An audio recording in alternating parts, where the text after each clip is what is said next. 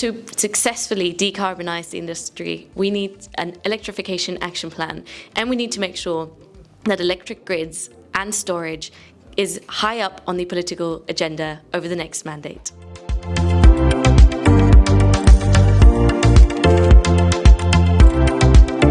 First and most importantly, to find structural solution to address the spillover effects over trade, over capacity happening right now. And second point, immediate solution and concrete solution to access affordable energy prices for energy-intensive industries. And thirdly, but not least, an effectively working CBAM.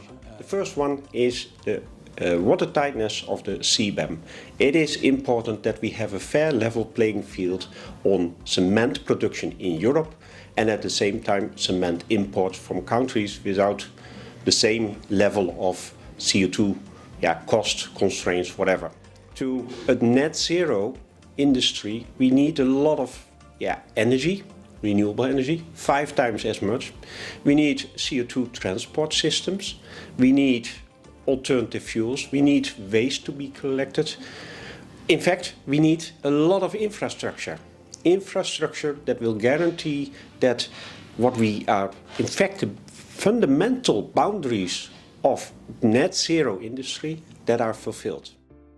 We need a lot of additional money, in fact, in the CO2 price, in the cement price, on EUTS, but also on operational cost, on investment cost, in fact. All that has to be guaranteed.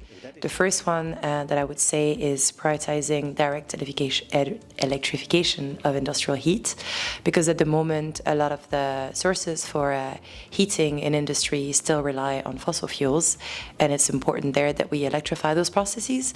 The technologies are ready, but the regulatory framework still doesn't incentivize those technologies. The second one would be leveraging lead markets for low carbon or climate friendly materials in the future. There, the previous legislation has already done quite a lot with the construction product regulation, the eco-design for sustainable product directive, and the energy performance in buildings directives. So one key instrument, for example, would be setting embodied carbon limits for new buildings. And there it's important that member states implement that smoothly. The implementation of green public procurement is crucial, and there's already some work being done, but the revision of the public procurement directive will be helpful to ease that process. And the last one I would say would be to de-risk and scale up investment for clean tech, both domestically for key global value chains, but also in certain strategic countries. It will also be important to de-risk financing in those countries, and maybe as part of trade agreements that have already been agreed. And so we need really in the new budget for the Commission a lot of money for ports and also to help all these decarbonization projects like CCS.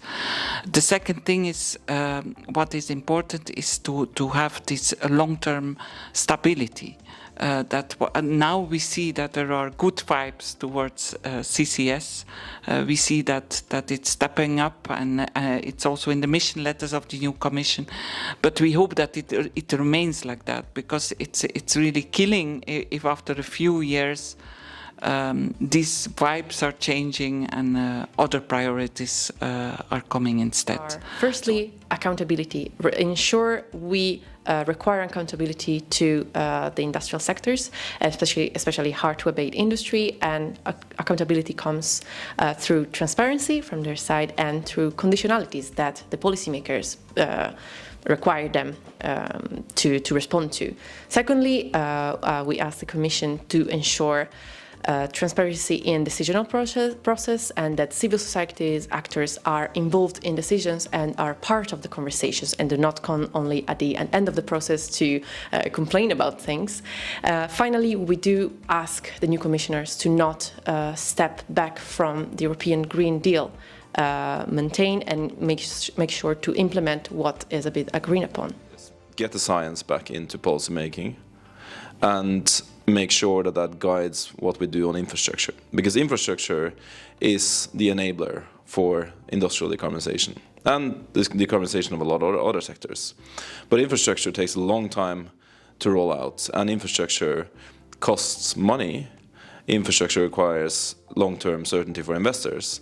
So that means that we actually have to make sure that we have a well-guided starting point for making those decisions, making the investments. And so getting the science right, getting those answers that I mentioned. And last but not least, and as a third ask that we also highlight in our roadmap, is creating demand for clean products. That can be done in different ways. You can regulate, making it either very prohibitively expensive or impossible, illegal to produce dirty products. You can also create demand markets through, for instance, public procurement, also private procurement rules, to make sure that there is a long-term prospect for those in industry who stick their neck out and make the right decisions now to actually be able to sell their clean products in the future.